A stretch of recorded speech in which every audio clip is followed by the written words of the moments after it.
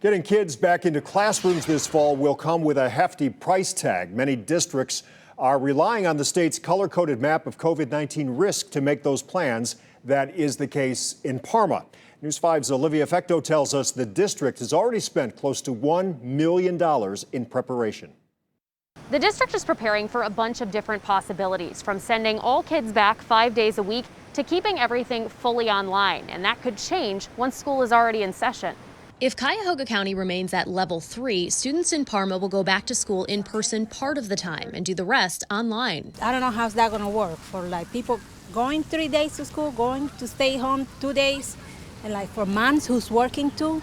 It's going to be very hard. That may be difficult for parents like Lady Feliciano, and she's concerned too about her children's health if they do go back. I'm a little scared because one of my boys, he got asthma, and to have the mask during the day in school, for him to breathe, I think it's going to be a little bit hard. We feel for the fact that, many of our families are two parents that are working, or it's only one parent in the home and that parent's working, and now we're not providing 5 days of education. Parma City Schools Superintendent Charles SMIALEK says he understands the tiered reopening plan based on the state's color-coded map may be difficult for families. We know 5 days is best.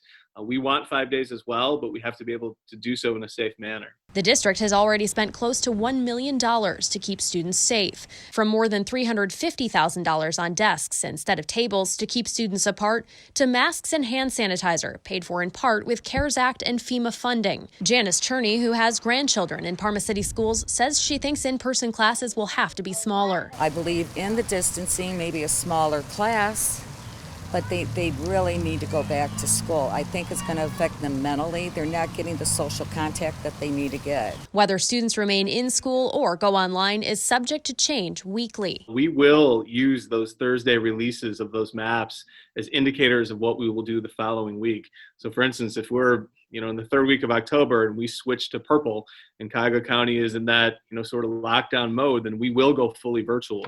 Parma says it's likely going to cost quite a bit more than that $1 million overall. The district is hoping it can get more federal funding to help with future costs. OLIVIA FECTEAU, News 5.